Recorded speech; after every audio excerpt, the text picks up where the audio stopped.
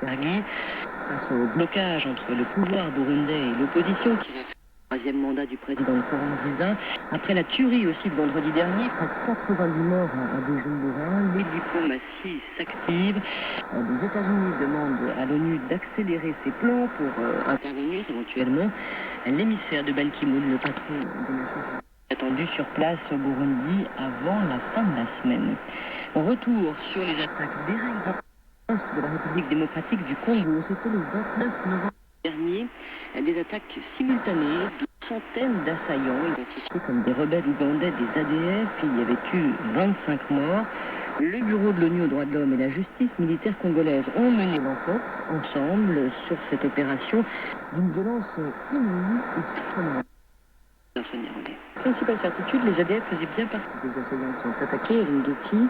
Si pour d'autres attaques, certains observateurs ou experts avaient émis des doutes, estimant que la technique des ADF était parfois imitée pour cacher des règlements de compte politiques, économiques ou même fonciers, cette fois, pas de doute, selon plusieurs sources, parmi les tués, un commandant des ADF a été positivement identifié. Ce qui suscite plus d'interrogations, c'est la manière dont l'attaque s'est déroulée. 4 attaques simultanées à partir de 15 de l'armée, de la police, de la Moscou et contre l'hôpital d'Eringeti. Attaques qui se sont poursuivies malgré la résistance jusque tard dans la nuit. Les assaillants ont notamment investi la position officielle de la MONUSCO où des militaires congolais et des casques bleus s'étaient repliés pour tenter de faire face. Ils auraient employé les armes abandonnées sur place pour pilonner le camp onusien. Des compétences inhabituelles pour les ADF, de l'avis de plusieurs observateurs congolais comme étrangers. Mieux équipés, mieux armés, mieux formés. Comment expliquer ça alors? L'an dernier, ils étaient défaits, leur ceinture détruite et leur chef arrêté, s'interroge un officiel congolais. Deux questions lancinantes aujourd'hui, les ADF ont-ils agi seuls et surtout d'où proviennent les armes qu'ils ont utilisées?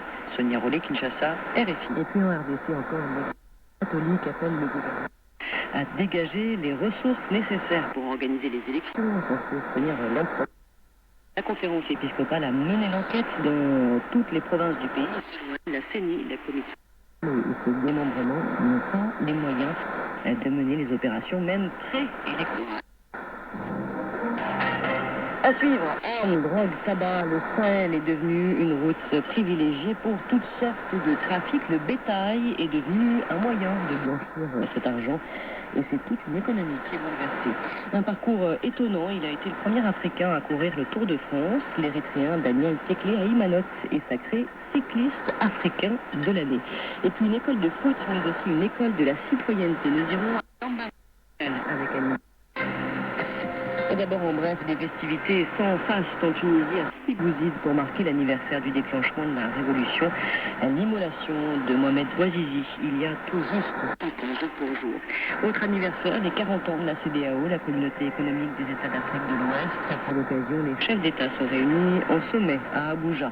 Une levée de bouclier au siège de la MINUSCA en Centrafrique, et cela alors que le colonel Gaspard Baratouza, porte-parole de l'armée burundaise, aujourd'hui accusé d'exécution extrajudiciaire à Bujumbura, est pressenti pour devenir nouveau porte-parole de la force de l'ONU à Bangui. Et puis c'était une première, la Somalie va transmettre cet après-midi un match de football en direct à la télévision d'État. Un test pour la Fédération nationale de foot alors que le pays se remet très lentement de décennies de guerre civile. RFI. Drogue, armes, tabac, ces trafics dans le Sahel ont rapporté 3,5 milliards de dollars entre 2013 et 2014. De grands espaces, peu de surveillance, le désert sahélien est devenu privilégié pour les trafiquants depuis les années 2000. Mais où l'argent de ces activités illicites? Bonjour Gaël Alex. Bonjour. Les trafiquants le blanchissent cet argent dans l'achat de voitures, la construction. Mais désormais, ils se tournent vers le bétail. Oui, les zones sahéliennes sont traditionnellement 80% de la population. Pas étonnant donc que les trafiquants de drogue choisissent les troupeaux pour investir. D'autant que la frontière entre trafiquants est claire, comme l'explique cet éleveur de la région de Gao. Il y a des gens qui ont assez de moyens et qui payent beaucoup d'animaux, surtout le gros bétail, les chamelles, les vaches et les moutons. Les gens disent que c'est quand même des gens qui sont dans le blanchiment de l'argent. Mais vous n'avez pas suffisamment d'argent.